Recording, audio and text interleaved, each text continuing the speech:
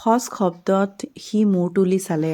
খচ খচে loss পচকৈ বুকুত কিতাপখিনি সাবটি কেঁচা আলিটোৰে পাৰৈ হৈ গ'ল। তাৰ ফালে কেৰাহীকৈ চাই বিৰক্তিকৰ ভাৱ এটা প্ৰকট কৰি খং অলপ জাৰি থৈ গ'ল।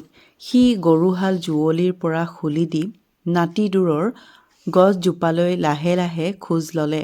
খেতিৰ মাটি বুলি তাৰ এইখিনিয়ে বাকী ৰৈছেগৈ। নৈপৰীয়া মাটিখিনি বছৰি বানে খহাই কোনোমতে গছজোপাৰ কাষৰখিনিত থমকিছে। নৈৰ পাৰে পাৰে গাঁৱৰ কেঁচা আলিটো চহৰলৈ যোৱা মূল পথটোলৈ আগুৱাই গৈছে। চাহ বুলিবলৈ সেই পথাৰৰ দাঁতিত তাৰ মাটিভাগৰ কাষতে থকা প্ৰকাণ্ড গছজোপাত বাহিৰে আৰু ক'তো এই গেলা গৰমত জিৰাবলৈ ঠাই নাই। নাঙলখন থৈ প্ৰখৰ ৰ'দত ঘামি জামি সি গছৰ তলতে মাটিত বহি পৰিল। গৰুহালেও তাৰ পিছে পিছে আহি ছাঁখিনিতে গা ঘঁহাই গলৰ টিলিঙাৰে টিলিং টালাংকৈ থাকিল। সৰ্পিল গতিৰ ৰাস্তাটোৰ প্ৰতিটো ভাঁজত লচপচি দেহৰ ভাঁজবোৰো মেখেলাৰ খচ খচৰ শব্দৰ সতে ক্ৰমাৎ অস্পষ্ট হৈ আহিল। সেইজনী মহাজনৰ একমাত্ৰ দুহিতা। তাই চহৰৰ কলেজত পঢ়ে। তাৰ মাটিডৰাৰ কাষেৰে যোৱা গাঁৱৰ আলিটোৰে মূল ৰাস্তাটোত উঠিবগৈ পাৰি। তাত বাছত উঠি তাই কলেজ পায়গৈ। তাৰ মাক অচিন ৰোগত ঢুকায়। মাকৰ চিকিৎসা কৰোঁতেই হাতৰ মাটি বেচিব লগা হয়। মা মাটি দুয়োটাই গ'ল। বাকী থকাখিনিৰ আধা বানে নিলে, লগত নিলে তাৰ স্কুলীয়া জীৱন। অনিচ্ছা সত্ত্বেও পুৰুষৰ ভাগ্য হাতৰ মুঠিত। বাক্য সৰুগত কৰি পিতাকে তাক খেতিত নমালে। কৰতল কমল তেই তাৰ পঢ়াশালি শেষ। কম সময়তেই সি কৃষিকৰ্মত পাৰ্গত হৈ উঠিল। পিতাক মহাজনৰ আধিয়াৰ হ'ল।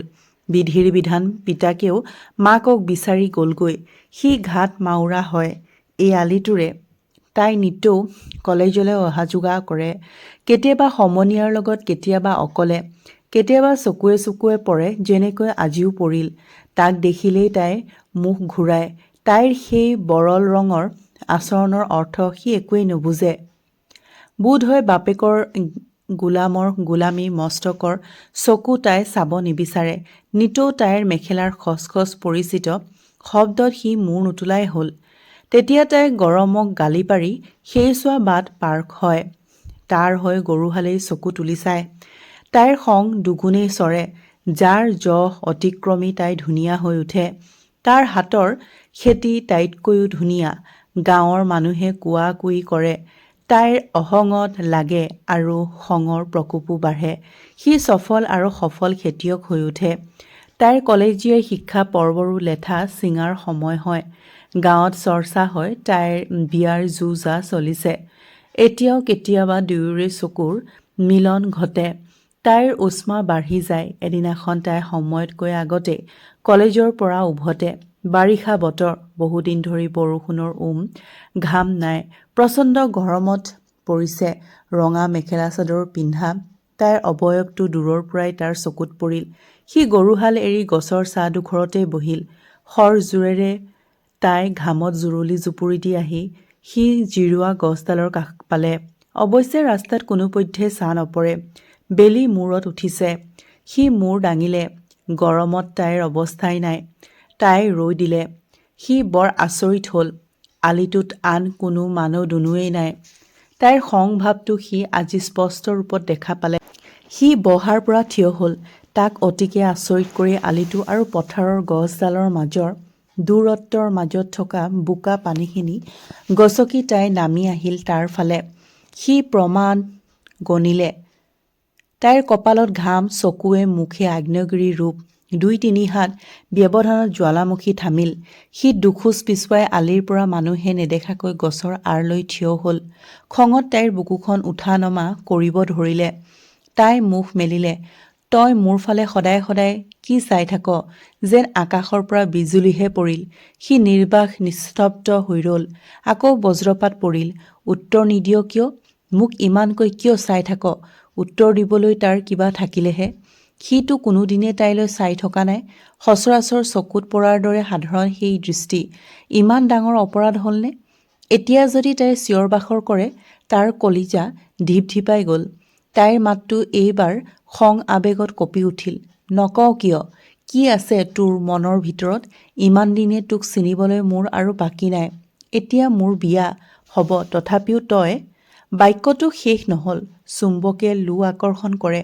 আজি কিন্তু বিপৰীত ঘটনা ঘটিল। স্থিৰ গধুৰ ওজনৰ বাস্তৱৰ কমাৰশালত গঢ়া পিতা লোৰ আতিল মূৰ্তিটোলৈ পাতল চুম্বক টুকুৰা কমোৱা তুলাৰ দৰে উৰি আহি লিপিত খাই পৰিল। দুয়োৰে মাজৰ ২-৩ হাত ব্যৱধান তড়িৎ গতিত নোহোৱা হৈ থাকিল। নিমিষতে আগ্নেয়গিৰিৰ গলিত লাভাই তাক মেৰিয়াই ধৰিলে। লাভা গালে মুখে বৈ গ'ল। হেজাৰ সূৰ্যৰ উষ্ণতা অনুভৱ কৰিলে সি। তৰ্কিবই নোৱাৰিলে। ক'ৰ পৰা কি হ'ল। মাত্ৰ বিদ্যুৎস্পষ্ট লোকৰ দৰে সি লাগি ধৰি থাকিল তাইৰ চুম্বকীয় বলৰেখাৰ আৱেগত। তাইৰ অসূৰ্যস্পৰ্শা সমস্ত উৰ্বৰা কৃষিভূমি তাক সঁপি দি তাৰ বক্ষ লগ্না হৈ আৱেগত ভাগি পৰিল। তাৰ বুকু ভিজে। হঠাৎ বৰষুণ আৰম্ভ হৈ যায়।